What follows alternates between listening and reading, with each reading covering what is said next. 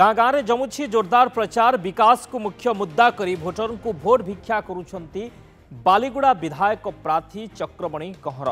संयोजक टुना दास नेतृत्व में बालीगुड़ा निर्वाचन मंडलीर रुतुंगिया ठारे निर्वाचनी सभा अनुष्ठित हो जाइछि। सभारे रुतुंगिया पंचायतर शताधिक समर्थक सामिल होते। मुख्यमंत्री नवीन पट्टनायक विकास धारा और ओडिशार 4.5 कोटी ओडिशावासी को भल पाइबा विषय में जनसाधारण को संबोधित करिसेंति विधायक प्रार्थी।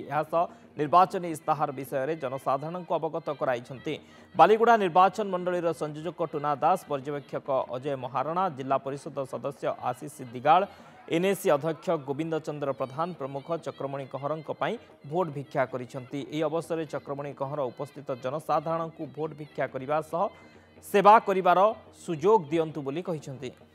माननीय मुख्यमंत्री काली जो स्टार देइछिले मिशन शक्ति हो माँ मन को पेंशन एवं 100 यूनिट बिजुली फ्री ए सब प्रकार व्यवस्था नहीं तांका जेते उत्साहित थे माँ मैंने जे रुतुंगा ग्राम पंचायत अन्य दलर बाना कना भी लगे ना ये शंख चिन्ह ही जित डॉक्टर अच्युत सामंत को विपुल भाव में भोट देवु और चक्रमणि कंहर आम गाँव जोई पिला आम आशीर्वाद कलु। स्थानीय नेता टुना दास महोदय जी संयोजक अच्छा एमपी प्रतिनिधि अच्छा ब्लॉक सभापति अच्छा अकुंठ समर्थन कर दृढ़ समर्थन कर नेतृत्व में से असंख्य भोट देवे विपुल भोट विजय करने समस्त इच्छा व्यक्त कर। माननीय मुख्यमंत्री नवीन पट्टनायक को आम दुई जन भोट देकी माननीय मुख्यमंत्री हाथमटा को टाण कराइबे से मो तरफ समस्त आउ थे रुतुंगिया ग्राम पंचायत समस्त माँ मौसी बापा भाई एवं बालीगुड़ा निर्वाचन मंडल समस्त माँ मौसी बापा भाई को आउ थे मो तरफ भोट भिक्षा कर मोर आम दुई जन को आशीर्वाद करने।